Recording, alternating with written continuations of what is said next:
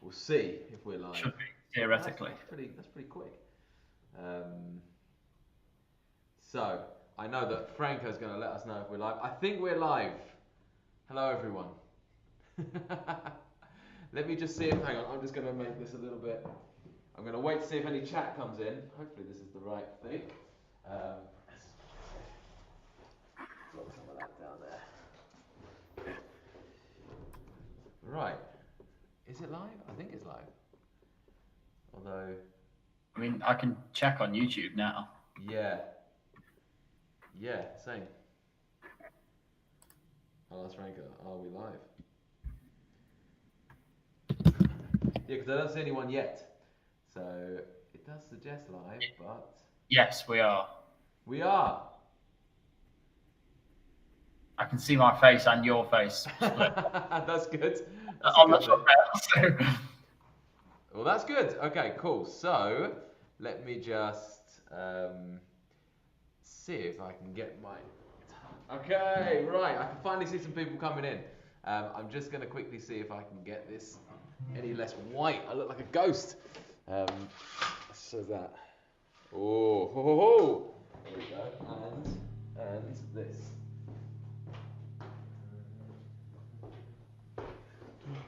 That's better. That's a bit better.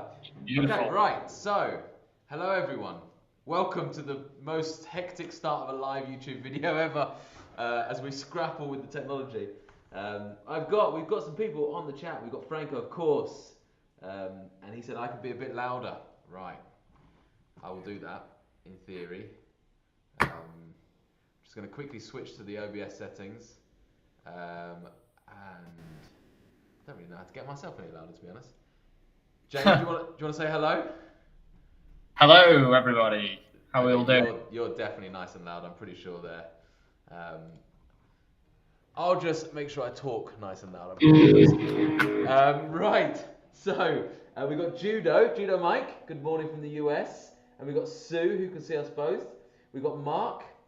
Obviously, we know Mark very well. Who says, "Who are these handsome chaps?" If you're watching, please do say hello in the comments now. I'll be going through the comments. And please introduce yourself and where you're from. I love seeing where people are from. So we've got a couple in the USA. Obviously, I know Mark and Frank are here in the UK. We've got Jay Brinkley. Good morning from the USA. Whereabouts in the USA? I need state specific or more. But yeah, as you come in, please do say hello and let us know where you're coming from. Today we got the super special guest of James Phillips, who you can see on my left. And James is, well, where are you based, James? I'm based in the UK, obviously.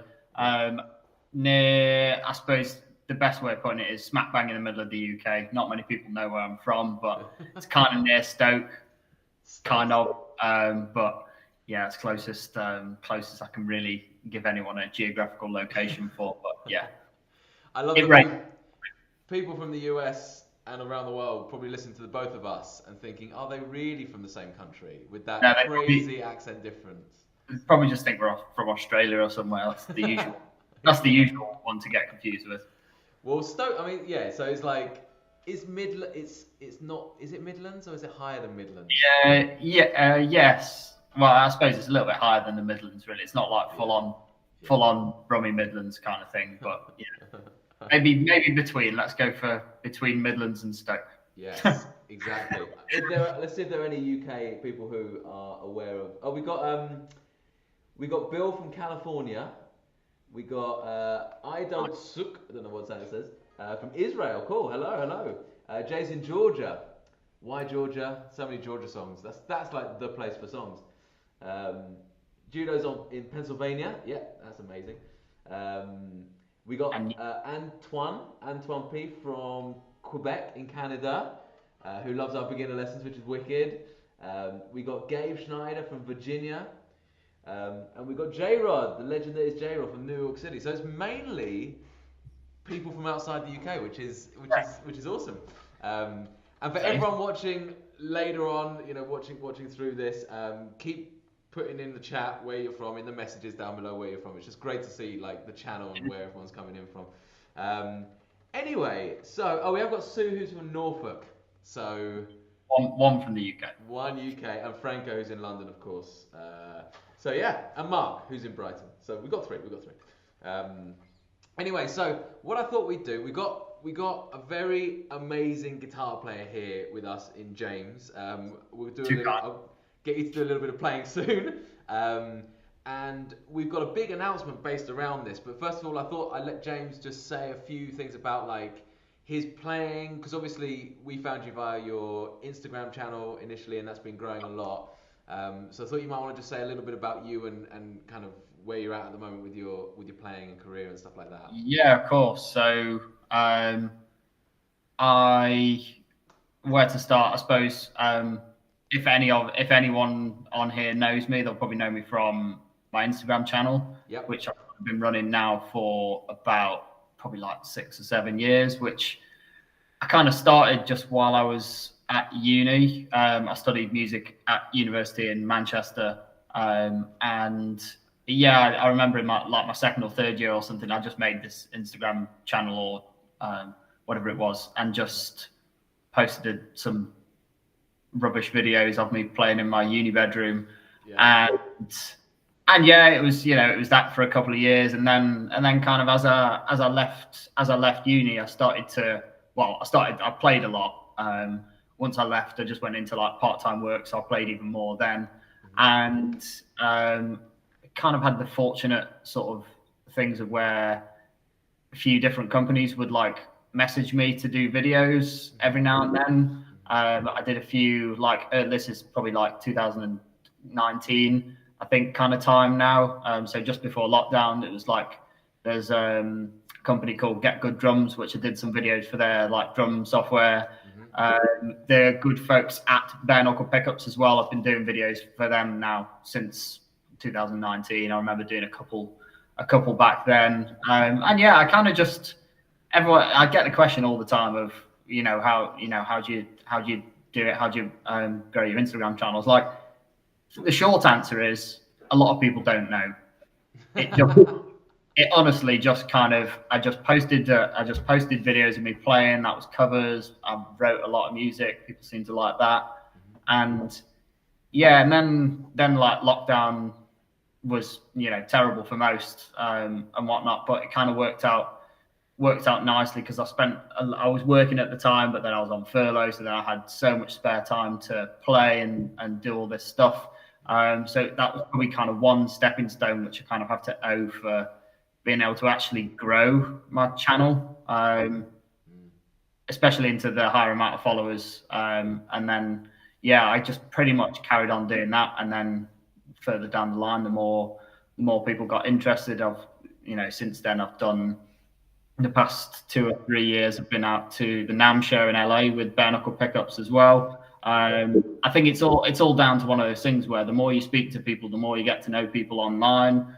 In person is always where it takes you to places, and obviously, if you've got some form of talent as well, it goes hand in hand. But that's I'd say no talent, just speaking to people. I just guess my way through anyway. Yeah.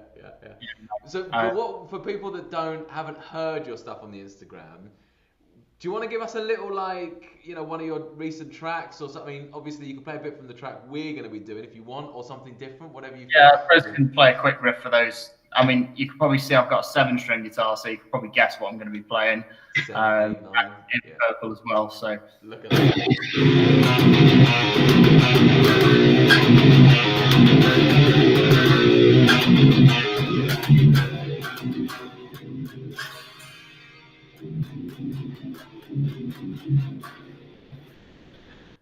Anything like that is what you can expect. It just sounded like you completely at some point there blew out the speaker with your heavy metal. Like, it was like there, and then it went as if like sucked it all out of there.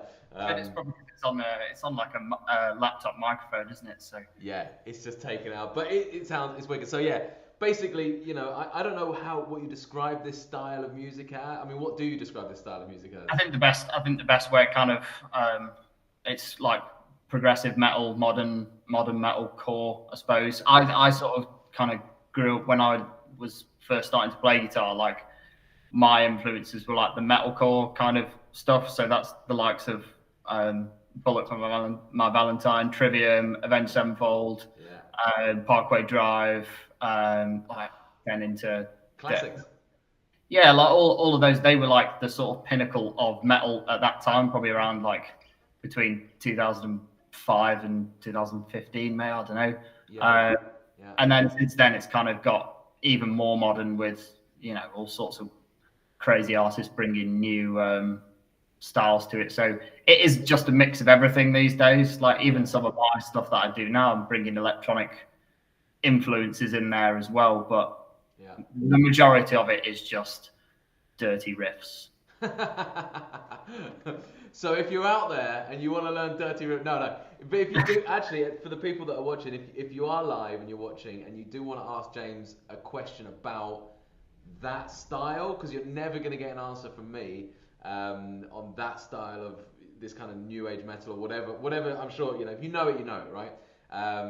And it might be questions about 7-string, 8-string, because you had both when you came down here as well, and the various guitars. Anything you want, I'll keep an eye on the chat just to come back to some questions. But what we'll do is, first of all, we're just going to talk about the upcoming project that we're doing together, and then we'll go into a quick lesson on speed, because James has got extreme skill when it comes to speed playing, and then we can just go into like a Q&A type thing. But first of all, the main announcement is really that James is our first. We found you through Mark, who knew you on Instagram. So Mark's our like marketing guy, and he found you on Instagram, and you're the first of our new Masterclass people, the masters. And it's one of those where it comes like you just said, like I met Mark through Instagram, and that's pretty much where most of my career in music effectively comes from, just knowing people. It's all you need sometimes, which is how this was born. So yeah, exactly, and Mark's very good at that as well, just knowing people, just like you said about yourself. But yeah, so we had a chat, and essentially what we decided we're missing on the club and a void that we needed to fill was far more, not necessarily advanced, but more niche, and I think it is advanced. I mean, this is definitely advanced, the stuff that you're teaching through. So it does fill this hole of like the advanced section of the site, but we didn't just want to produce a whole new load of advanced courses. We wanted to work with those players who are pros and the best at what they do. So if it's in this field of like new metal or whatever you call it, then that we want to find someone that knows that inside out. There's no point me or Franco or Thomas or whoever trying to teach this stuff, you know, on 6-string guitars all tuned to like E. There's nothing we can do with that. You can still riff with P90s. I've got a Yamaha thing loaded with P90s, and it's an absolute savage monster. So, well, yeah. I mean, I'd like to see what setting you got on the amps for that. Yeah, I mean, it's all digital, isn't it? Like a lot of we'll come back to that. We'll talk about that later. But yeah, these are actually pretty sweet. This guitar, I won't go into it, but this guitar is actually genuinely great. It's a vintage, so it's only about £500, but it's amazing. It's an amazing guitar. Anyway, so yeah, we are launching this Masterclass series. So this month, 27th, I think it is. Let me. The date will be on here. I'll get the first date. It's something like the 27th. That week, your first Masterclass will be coming out. It will be coming out on the Guitar Club. As always, you'll be able to either download it and buy it, or subscribe to the club to get access to the whole thing. And really, what we've done with this Masterclass is take one of your tracks. We'll have a little playthrough of it now, I think, just so you can play through bits of it, so they get a bit of a feel for the track and what it is. But it's more than just a track. We're talking about, we're using it as an example, but we're diving into all the plethora of techniques, styles, about the sound. You even go into the recording process. We've got like one of the lessons is over an hour long, where you're on a Cubase going through your recording process. I think that's one of the highlights for me, I suppose, like the amount of questions I get all the time about like the guitar itself. Yeah, that's fine. But I think a lot of like, especially in this style of music, a lot of your like tone and how you play comes from sometimes the actual digital side of it and what you do with your technology to make it sound good. So that's why that hour-long lesson is there, because I think it's a useful thing for people wanting to do the same thing as I'm doing. It's not just one of those ones where you can learn a cool riff, you can actually learn something to take away from it, which is what you buy courses for. So, and I think that it's valuable to learn through an example, definitely. Like we do that with all of our courses, you know, making sure there's an example to apply the theory to. yeah, Like. absolutely. Yeah. And yours is like almost vice versa. So we've got the example, you've written this amazing track, and then it's pulling out, okay, actually, what does it take to be able to get to this track, to be able to play it? So for the guys, there's a few questions here, but for the guys, what do you want to just play a little brief bit of some of what they'll be learning, some of the pieces? Yeah, I suppose the that first riff I played before was that, as long as my camera audio doesn't glitch out again. I'll let you know.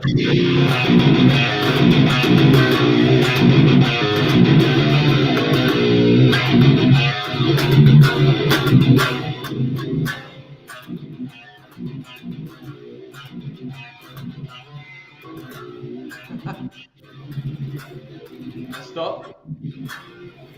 It's glitched out a bit now. Give it a second. You talk now and come back, and it comes back in. Yeah, I'll come back in, won't it? Mega riff, ultimate riff. What about some of the other sections in that? I was going to say there's a bit of the lead section, which I suppose is probably the most challenging. Actually, no, it's probably not the most challenging part. There's one of the riffs which is pretty difficult to play, but.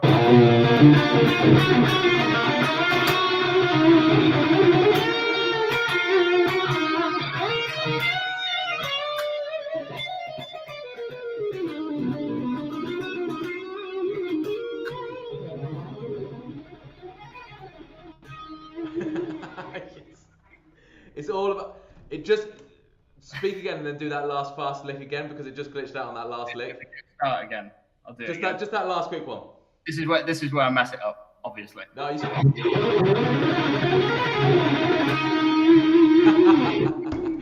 So to just fill you guys in, when we were going through the kind of tab of that, when he first sent it, when James first sent it across, I was like, there's no way he's playing that. I think it was 190. I think the track's at 190. Yeah, it's 195. I think the track is. Yeah. I remember you saying to me, "There's no way you're picking all of that. You can't be possibly." Yeah. And that. Yeah. And then you did. Yeah, I couldn't actually play that lick before I actually wrote the. Actually, no. Before I finished the song, I could not play that lick like full stop. I had to like sit there for hours trying to get that one right. But yeah, I mean that's a really interesting part of your process that fascinates me. Like to write something you can't even play yet. That's mind blowing. Like for your average Joe Bloggs blues player like me, like it needs to be in my fingers to write the riffs. You know what I mean? Yeah. So that's a really cool way of doing it. And it pushes you, but it is 195 BPM, 16th notes, right? It must be. I think it is. It must be. Yeah. You guys try playing. I mean, I don't know how many of you guys out there have ever played this kind of stuff, but 195 BPM, 16th notes is hyper speed, and it just feels like with your right hand. Let me get some drive on here. That you're just going. For me, it just feels like I'm just going, and I've just got to fit. I just got to fit some stuff in to that, but I can't. Guess your way through it. It's fine. There you go. Yeah, it didn't sound blunt when you did it anyway. But trial and error is a wonderful thing.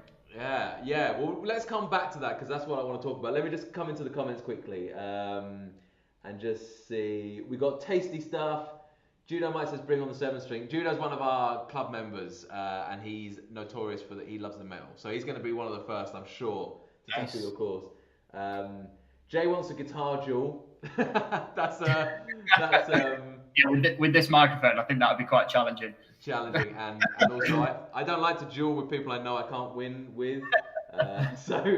And we've got Judo asks, what's the tuning for the 7-string?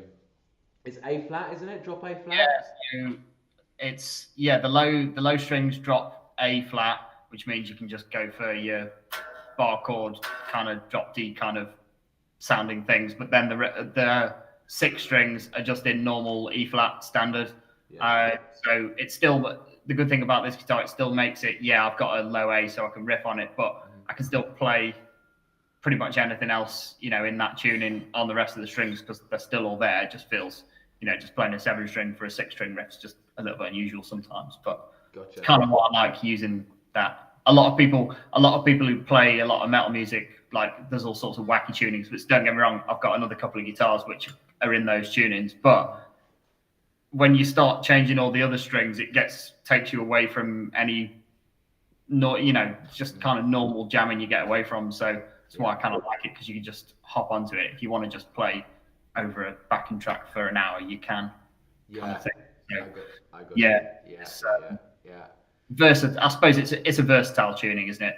But with a low 7-string. It's kind of why I like it. So yeah, it's good. It makes sense. It means that in theory, when I could even pick it up and play, obviously not quite sure what to do with that low end as much, but like you could see. That's it. Yeah, and like people, there's kind of bit in the course about it, but in the course, for some of the riffs you will need a 7-string, but if you were clever enough about it, you could do all the stuff on a 6-string. All the solos of this track in the course can be played on just the 6 strings. I don't use the low string for that. And then if you had just a 6-string and tuned your low strings down to A flat, E flat, and A flat, you could still play some of those riffs as well.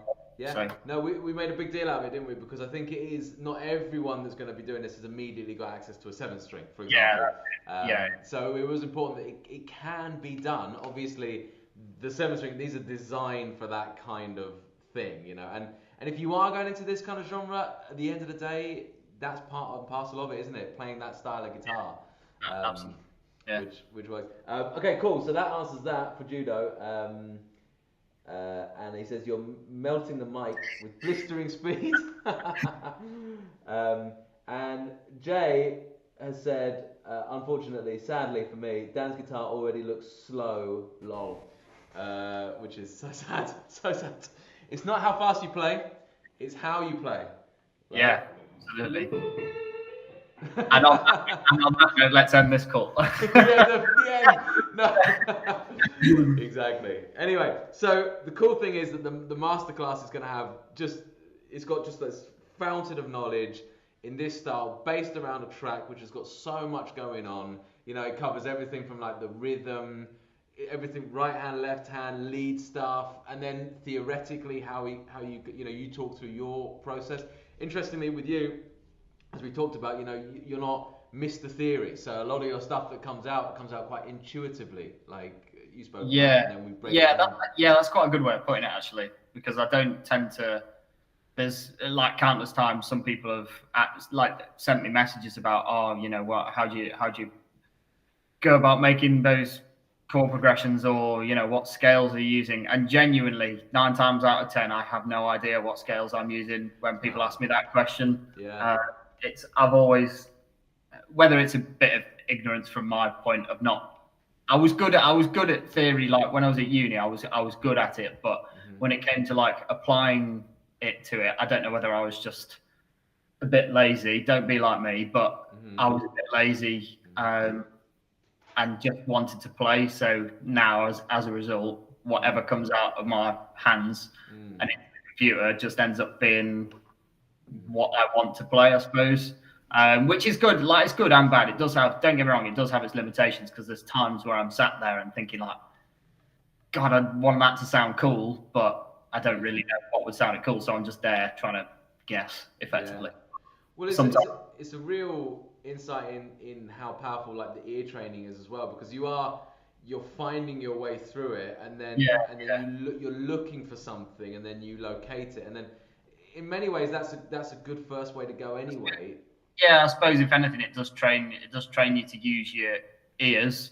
So like you do start to pick up more. Like when I'm listening through to other music, I'll listen to it, and at first run I'll think, oh my God, what was that? But then if you actually break it down and listen to it, I suppose it's good for ear training in that respect. But yeah. And I would also caveat all of that by saying that you do undersell yourself with the theory, because I remember when we were down and we were filming, and you were like, I think because a lot of the stuff that's in these tracks is quite high level, there's quite a lot of modal interchanges and things that don't typically pop up in standard music, so it's quite high level Yeah. stuff. But you know your core theories, obviously, and Yeah, everything else. yeah, I remember there was one of those. There was a section in the solo where I was thinking about it, and when I was thinking about it, I was like, "Oh, actually, that's quite simple because it's literally just a B flat major chord Yeah. played from Yeah. here to here." So, yeah, there's loads of cool stuff like that. There's loads of cool stuff like that in this track. I mean, like with the solos especially, you do tend to play over the chord, like specifically, like I want that riff over that chord, this over this. I think that's always something I've been drawn to with this kind of music.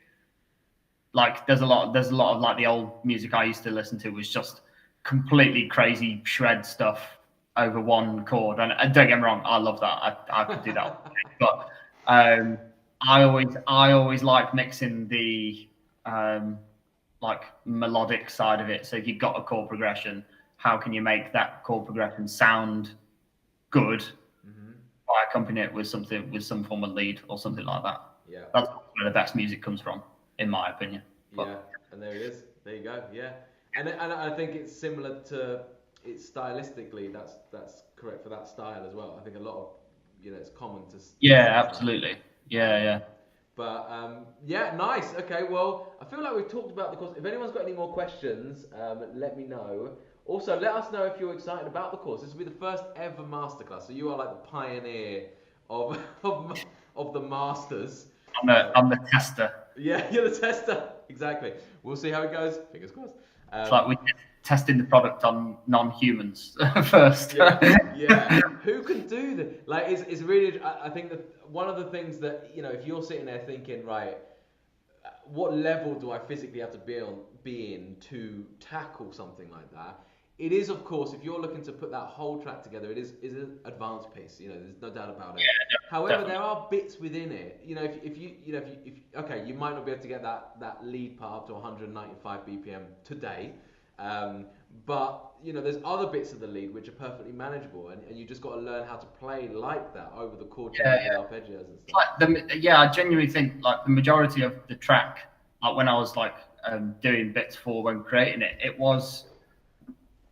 I already had a few little ideas for it and then kind of just fleshed it out, but it's not a complex track. I think the complex part about it is that there's so much going on behind it. Sometimes a cool riff is just made a cool riff by the drum beat or a clean part that you've got going behind it. So there's quite a few layers in some sections, but yeah, it's not.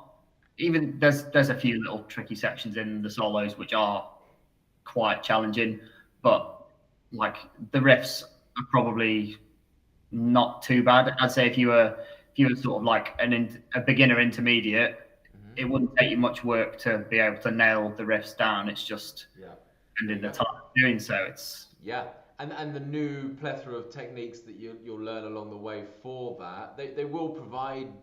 It's the kind of stuff that was in our Metal Essentials level 1, and we've got level 2 coming out as well, actually before your course is released, or is it after? One of those two.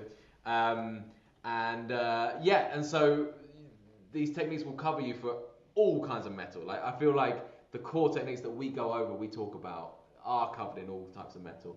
And also, let's not forget that you do have a whole unit on the production side of it and the gear side of it. So even if someone's vaguely interested in producing their own music, getting this kind of gear, if they like this kind of new metal scene, then you cover all of that as well. Yeah, which I think for me personally about the course, I think that's probably the most.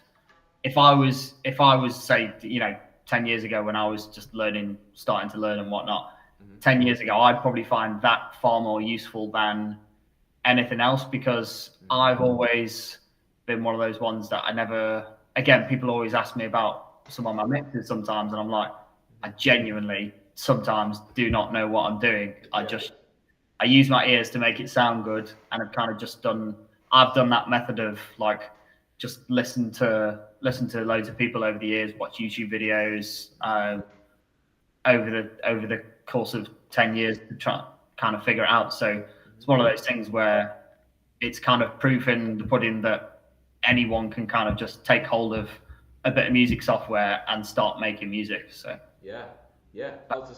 And this is really you've taken it up to a very, very high level. I was surprised when you told me you've produced it yourself. Yeah. Because when you hear it initially, it sounds like it's something that's come out of a full-blown studio, produced, mastered. It's just all there. So and you do it on Cubase as well, like on a PC. Yeah, kind of literally just all on a laptop, which I would imagine, especially with how online the world has been since, for the past 4 years as well. It's probably the most useful thing you can do now, because I can work with the various different companies I do just from where I am right now. Yeah, it's invaluable in my opinion, but yeah. Good. Yeah. So all of that's in the course, and more, and just also we'll be hooking up relatively soon. I'll just be doing a bit more of I'll come up and meet you and some of the other guys in Stoke or wherever you are, somewhere in the Midlands to the north. I suppose to you it's just somewhere up north. Yeah, absolutely. It's much like when you talk to people from the north and you just say we're just near London, and it's like near London. Kind of like, even though you're about an hour and a half away from London. Yeah, but easy. Just somewhere rough. Get to London and then we'll talk from there. I bet those. If there's anyone watching in like LA or something, they're thinking an hour and a half. They're thinking it's an hour and a half just to get like 3 miles in LA. Exactly. Yeah, just down the road in the traffic.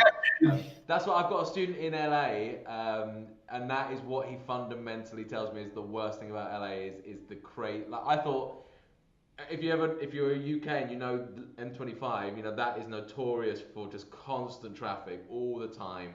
But I think the LA one is worse apparently. Yeah. So I've heard. Anyway, and it's like 10 times the size, but. What else have we got here?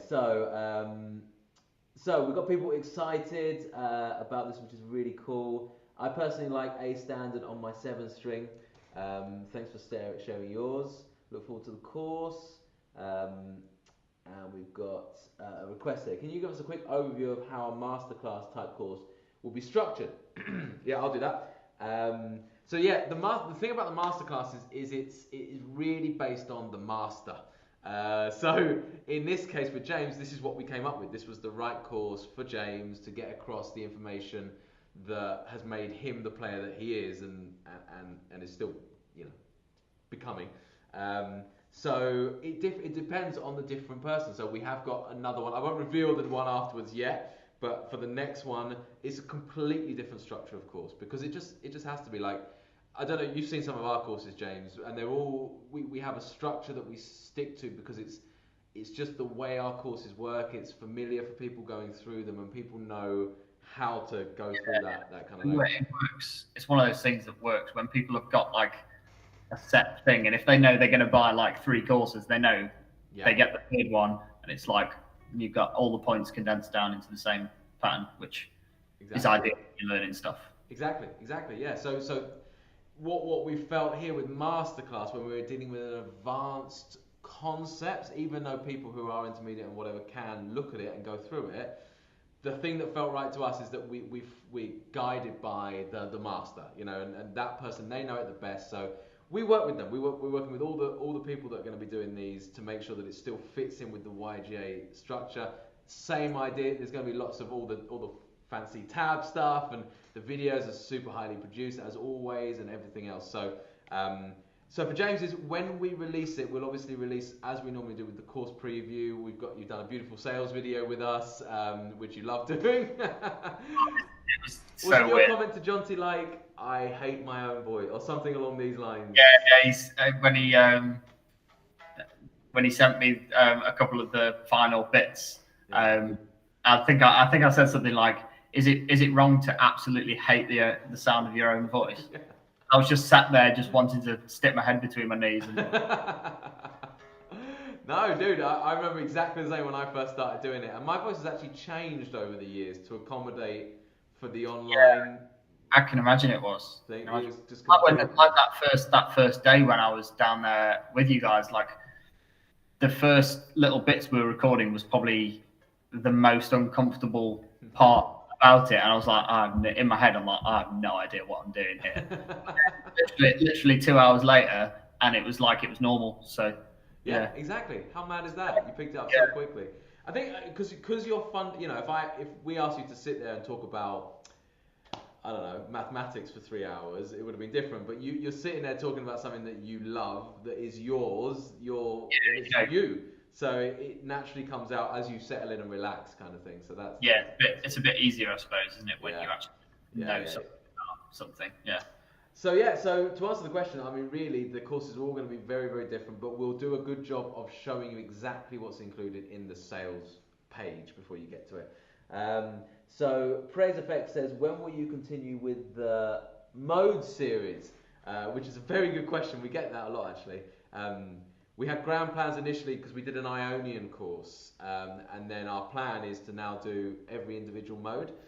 It just took a bit of a back burner. We've done a lot of mode lessons in the meantime, but not the full thing. But we are planning to continue doing those. It will be next year that we pick that up again. Fancy doing a modes course, James? Yeah, what I'll have to do, I'll have to learn about modes first. It's so funny because you play so modally in so many times in places, but yeah. Give me a couple of years and sorted. I think it's one of those, like, when people, I sometimes look at things and I think, oh, I really want to learn that, and I start to sit down and like learn something new. I think, this is going to take me hours. And then I was chatting to one of the guys from Get Good Drums the other week, and we were just talking about stuff, and we just said, realistically, I probably learned about as much as I'm probably going to learn for the rest of my life, really. Like, technically wise, it's one of those things where, like, finding the time, like, 5 years ago, I had loads of time to sit down and just play all day. Like now, when you got, like, I suppose for a bit of context there, I've got a full-time job as well as trying to do music stuff on the side. So even just trying to fit in a couple of videos a week is an absolute stretch. It comes to editing videos at 1 or 2 a.m. when I finish. Man. Okay. Yes. So it's one of those things where I think, that's why I kind of like to keep stuff simple, I suppose, because otherwise I'll just get tangled into a rabbit hole and forget to do everything else that I'm supposed to do. But I feel like for you that time will come. I think there'll be a transition soon, especially with stuff like this Masterclass coming out. This is also an opportunity for people watching to actually support your work as well. Buying this course, which I'll be very grateful if people do. Like, it's mad to think, and I think this is something to highlight, is that you look at an Instagram, a guitar player like yourself, James, on Instagram, great following, amazing recordings, incredible playing, and your natural inclination would think, oh, that guy, he does that full time. He earns a living as a musician. But it's more often than not the case, isn't it? Yeah, literally, like, a lot of people are always very surprised to hear that I do work a full-time job at just shy of 50 hours a week and then still manage to fit it in around. Like, don't get me wrong, sometimes it is not healthy, but it's one of those things, like, you'll always kill for doing stuff that you like doing. I know I was chatting to someone in the NAMM show, and they were like, "Oh yeah, we're going on like a Europe tour or whatever." And I said to him, "Oh, that must be like the coolest thing ever. You're coming from Australia all the way to do a Europe tour." It was like, "Yeah, it's all right. Like, I've got no money left now, and the tour's not going to make me much money, so I'm going to be back at square one." But it's one of those things, like, just man. Or you do it for the joy of doing it. So you do it for the love. But also, you should, that there is definitely issues. There's 100%. There's big issues in the music industry in terms of how people are paid and stuff like that. And that's why courses like this, we're always making sure, with any tutor we work with, that they're brilliant, because you've worked super hard to get that knowledge, to get that good, and people want to know how to get that good. So if anyone who's sitting here thinking, do you know what, I'd like to do that, I don't know, blah, blah, blah. One thing to just think in the back of your mind is, James deserves, to be making a full-time living out of his music, out of being this good. And this is just also, it's almost like a Patreon thing sometimes. I know a lot of people have Patreons and support me. This is very much like, you've actually created something really impactful for people who want to learn like that. Yeah, absolutely. And the good thing about this course is one of those things that will always be there as well. So big time. even in, if it's 2 months or 10 years time and someone's buying it, yeah, cool. Yeah. Even in 50 years where our kids are calling it classic rock, this will be like, oh, you playing classic rock again? Oh, they'll be saying, oh yeah, that was cute back then, wasn't it? That was cute. When they're literally just drilling their brains into this. That's metal now. Anyway, right. So let me just see if there's any more questions here. So where do I get to? Have Mark do the modes. He's amazing with theory. Mark is amazing at theory. There's no doubt about that. I'll agree. He is. He was teaching us what you were doing in a lot of these things. Yeah, he was teaching me what I was doing. Yeah. Crazy Face says, I'm so grateful for your channel. I went through your 30-day beginner challenge, then the barcore challenge. I'm going through your lead beginners. My aim is to go through cage. That's amazing. That's super cool. Yeah, all of these courses are on YouTube, essentially, so people can learn like that. And then obviously you can get the full access to everything on the club. But that's some quite impressive progress from 30-day beginners to barcourds, now lead, and then hopefully cage soon. That's my favourite one is cage, because for me, cage unlocks the whole fretboard. But what I thought we'll do in the last 15 minutes is talk about this lick. Okay, let's just talk about how we get. If you just kind of go through the lick again and then slow it down and teach me how I'm going to get it to 195 BPM. Do you know what I mean? With different, no. There's, a lot of people will always anything to do with speed. It's always the game of, you have to slow something down to be able to play something quickly. Mm-hmm. It's like I don't know, learning to run when you can't even walk. Yeah. You can't walk first, you're not going to be able to run. So that is valid. But at exactly the same time, with a run like this, if you don't try and play it quickly, it's like you don't try and run quickly, you won't be able to play it quickly, because if you're always practicing at a slow tempo, you're never going to be able to get up to a fast tempo. So, I'll play the lick again. I'll go through, I think, some of the things we talked about when I was down there as well. But this is the stupid lick.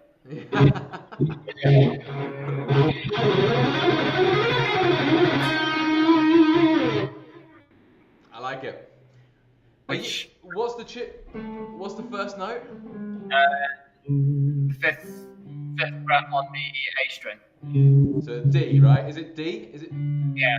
D. I suppose it'd be. Yeah, are you tuned to standard? Yeah. Oh, in that case, hang on. Here we go. Here we go. Guitar 2 coming out. Yeah, that would be. Yeah.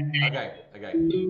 And it is just a simple, I think probably just maybe a major scale, I don't know, might be. Sounds like it. Yeah. Yeah, it is. 579, then 579. Yeah. And then this one's a little bit weird, I think, because it's actually quite a lot of notes sort of crammed into a short period of time, and it doesn't move very far, but I think it goes back on itself, so it ascends and then descends. Okay, yeah.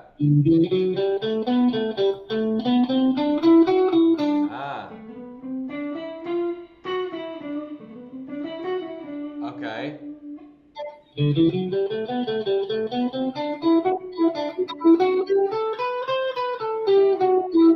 Do that last bit.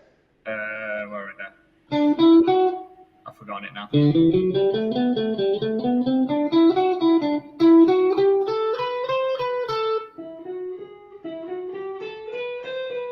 Okay. So for this lick, it's the same pattern, but just shifted up in the scale every time. I think that's the slightly more it is a quick lick to play, but that's the more accessible thing about it, because you can apply that to quite literally any scale and it would probably sound cool. Yes. You apply it to I don't know, harmonic minor something or other, Nice, kind nice. of thing. Yeah. Like it comes like obviously anyone can learn the note patterns for any shapes pretty much because you can teach your fingers how to do that. But when I used to sit and practice to a metronome, which I always suggest people to do, I used to play. So say for example you're starting at 100 beats per minute. Yeah. I would play the lick at 100 beats per minute, then jump it up to 110 beats per minute, which would then feel like a potential, like a bit of a stretch. If that's not a stretch, you can obviously bump it up again. But what I do is go up 10, then down 5, and then up 10, down 5. So you're going up, those, like the net sort of increase is 5 each time, which is actually I found it's probably one of the best ways to increase your speed because you're not increasing it. You're not jumping from 100 to 160 beats per minute, which would A, knack your arms out, and B, just be counterintuitive. But it's teaching you to, I don't know, like increase your speed without actually increasing your speed, really, because you don't really feel it because you're only going up in small increments. So that's clever. That's clever. Yeah. And I guess so if you did that process, would you be fluffing? When would you feel like you're ready to do the next increment? Do you know what I mean? Yeah. So say you're at 100, you're nailing 100 every time. You are. Everyone knows when they're getting it right. And the best thing I can suggest to people is record themselves at each bit. I remember I used to just do it on voice notes on my phone, record each bit, listen back to it because if you listen back to it, you can hear where you make your mistakes. So if you go up to your 10, for example, and you feel like you're not quite getting it, you feel like you're missing it, that's the point where you drop down 5, because then in your brain does something in your head because you're still going faster, but then you've already sped it up, and now you're slowing it down a little bit, and it makes your hands synchronize better. I don't know what it is. I'm sure there's someone somewhere that can explain how that works. That's so cool. That's clever. So let's say I started this lick at 100. I wonder if this will actually come through. Let me put a drum beat on it. Oh, just put that crazy ass. Hang on, rock. So it's 100. I just do because I can't remember this. Yeah. And with your picking here, do you go all alternate? This one's all alternate. I'm not very good at like the economy picking or anything like that. You just always down up. It's strict alternate, yeah. And I think there's a bit in the course where I kind of briefly go over it. I remember learning this from Rick Graham, where in your picking hand, it is just all down up, but you can make the string crosses easier by kind of like pushing your thumb joint through like that. You're up and down with your alternate picking still, but then when you're going down, you kind of push your thumb into the string when you've got like down going. It feels like I'm moving it too much, aren't I? Yeah. You do it. Let's have a look. Oh, it's very subtle. Yeah, okay, it's very subtle. It works better for when you've got if you've just got strict sort of like outside string crossings, which I think this lick has. Yeah. But yeah, if you're crossing the string like out on the outside, you don't really do that bit much. But if you're crossing the string, say for example, you've got if you've got 4 notes and then 3 notes, you'd kind of push that through on the down. You've got down in the string below you. You then push through.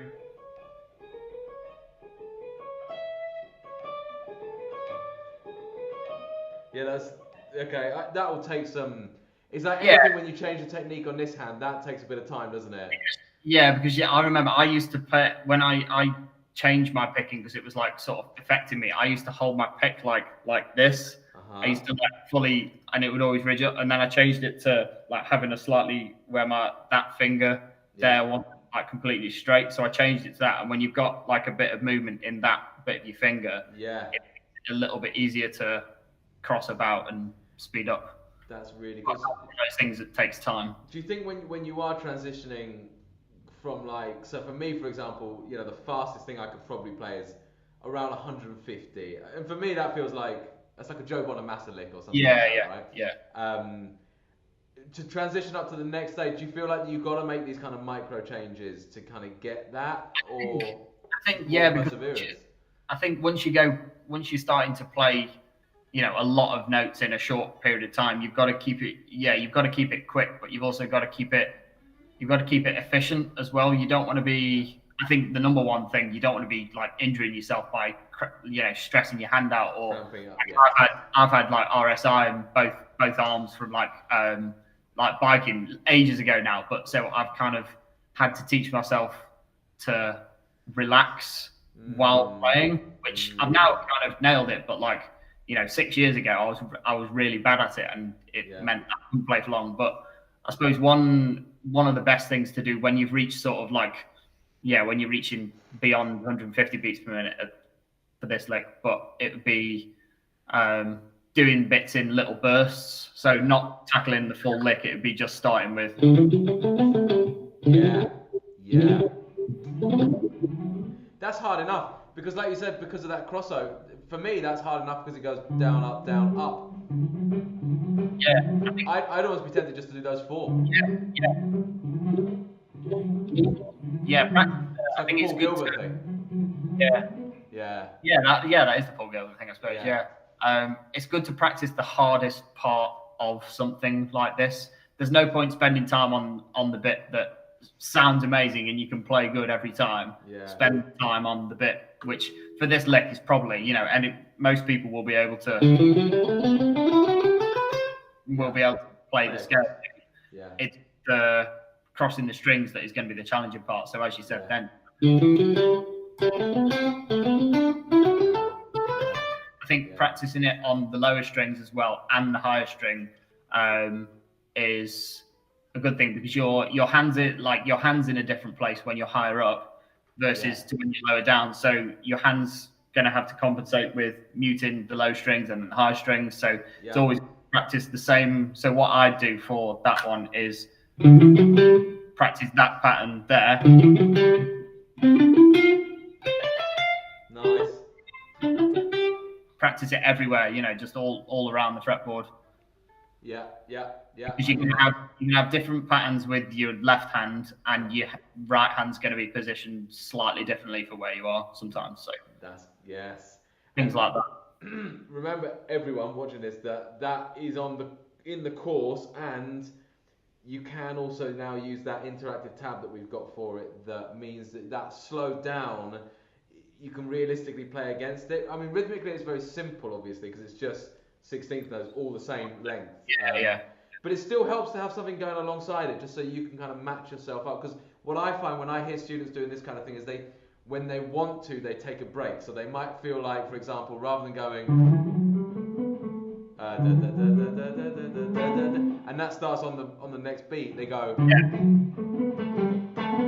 and there's this pause between, and so that, you know. It's an easy thing to step up into. The other cool thing that I really like about this anyway is that irrespective as to whether or not, like, you know, if I sat down now for the next, this is not saying that I'm not going to do this, James, because I am kind of tempted to see if I can do it. I think the community would like to see me being able to play 190 BPM.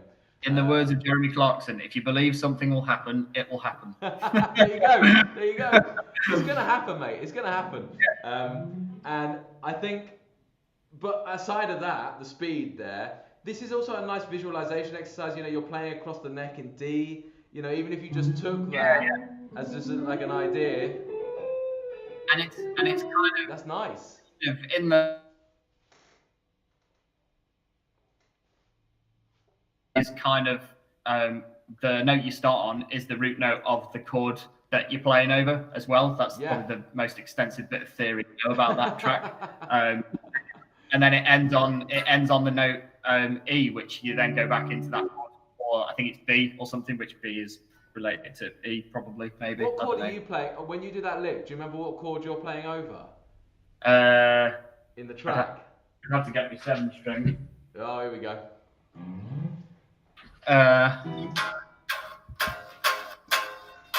It's like that big chord. So that would be D. If you were tuned to standard tuning on this, it would be D. It would be a D.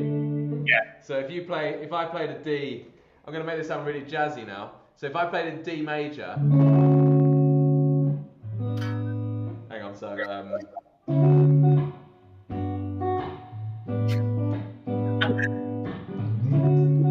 and then we went.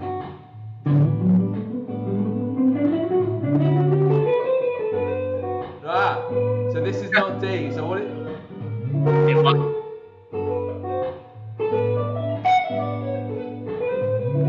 Maybe it is. Yeah, testing all of our knowledge now. So this is definitely like an interesting out note there, which you've just slid in. Yeah, you go from. Yeah, that's cool. There you go. Mark's just chipped in with Mixo. Mixo. It's got a Mixo. It's got a Mixo vibe. Which I suppose, yeah, it would be actually, because it's. Yeah, it would be. So Mixo. Yeah, of course. No, hang on. So my backing track would definitely not work for this. That would definitely not work for this bad boy. So mix it in. So anyway. However, that is the cool thing about the thing. Once you establish, okay, what is this? You can then try and use it in other contexts. Yeah, I think the main point for there's a lot of crazy fast stuff that really goes like into the theory and stuff. There's loads of weird shapes. I think the good thing about these sort of speedy patterns, as it were, is you can literally just whack in like a drone note on something and just play through it. Kind of thing. Yeah, that's actually a better idea, because then you get the tonality of it easier. So if I just did a D, so if we just did a D, it may sound, something like this may sound a little bit weird. Let's see. So that's definitely major, and then you go.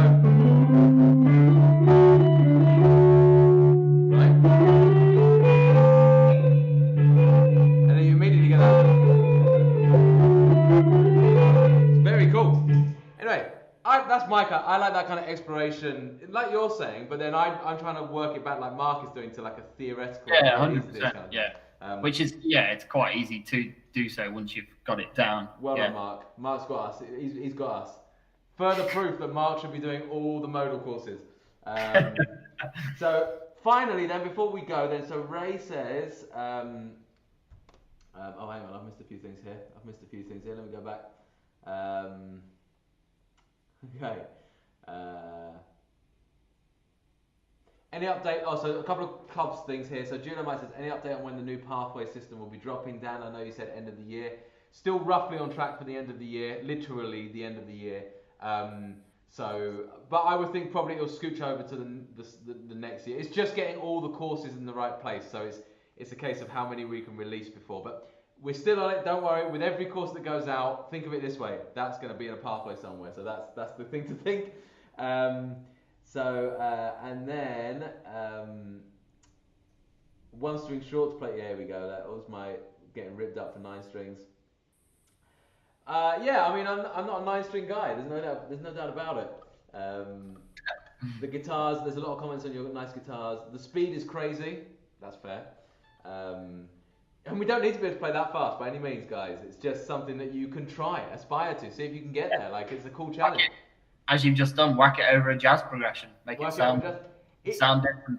If I got to 60% of that speed, I don't know my maths properly, but that's pretty darn fast, So just by trying to get there, I know I'm going to be able to play quicker by the end of this, even if I don't quite get there. That's cool. That's fine by me. And then what have we got here? And Raimi said, going up 10 BPM and then down 5, then up 10, 5, continuing the pattern is an excellent way to build up speed with the metronome. Ray loves that, and it's true. I'm going to try that myself.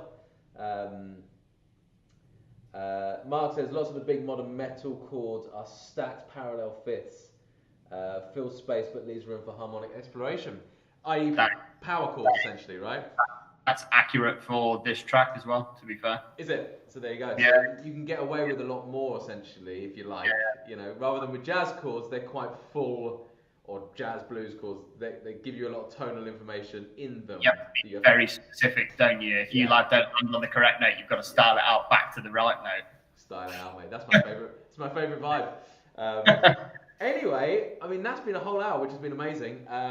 Thank you everyone for tuning in and asking questions. We've definitely got a few fans already, I think, here. Obviously, if you're not a member of the mailing list already, head over to guitarclub.io and just sign up. You get to start for free anyway, and then you'll also be part of the mailing list. So that when we release this bad boy, I will get the date whilst I'm here because I'm conscious that people might be interested in knowing the actual date, and I fluffed it earlier. That's where Jonty's on holiday this week. You see, otherwise I'd have all of this stuff ready to go. So bear with me 1 second whilst I just do that. But yeah, and then once we release it, it'll be all over your socials as well. So just remind people, let's put your Instagram handle in here. It's James Phillips Music, and that's Phillips with 3 S's, obviously, because why would there be 1 S? That would make it boring. It is 3 S's, isn't it? Yeah, I was like, have I copied that right when I did it? So it's James. Oh God, I activated something. Yeah, okay, what I'll do, I'll put it in the YouTube description. That makes sense. Yeah, I'll put it in there. I think it might be in the YouTube description already, to be fair. Already there. I think it might be. I don't know. So check that out if it's already there. Because that's good, because then they'll get to know you a little bit before, follow you on Instagram, and then obviously when we release it, it'll go on all our socials and everything like that. Yeah. And I'm sure we'll have a cheeky code when we do release it, but we'll update you on that one when we do. Yeah? Absolutely. Get a little bit of cash off when it first launches. But anyway, nice one. Thanks, James. No problem at all. Thank you. It's been good teaching you how to do metal. You have to do the reverse and teach me how to play blues. I'm very happy to teach you how to play blues. I've got no problem with that. When I come up to the Midlands, I'll bring my blues hat, and I'll have been practicing this the whole time as well. Don't worry, mate. And then we'll see where I'm at. I'll learn to play a minor 7 flat, whatever it is that you play. I don't know. Mate. Yeah. You got it. I can see it loosely is there. No. I like the idea that it's just like, I'll just learn that chords, and then that's it now. I can now do. Yeah. It's like, in my mind, I'll just learn those crazy, like, and I can play that. Done. Yeah, easy. Yeah. You just need to. Exactly. It's good. I think we're teaching the right things to the right people, mate. You know, you stick with that, I'll stick with that, we'll be fine. Anyway, well, it's been lovely, everyone. Thank you so much for joining, and we'll see you again soon with all the fully release date and information, everything like that. See you soon. Okay. All right, I'm going to stop the live stream now, so I will see you later, everyone.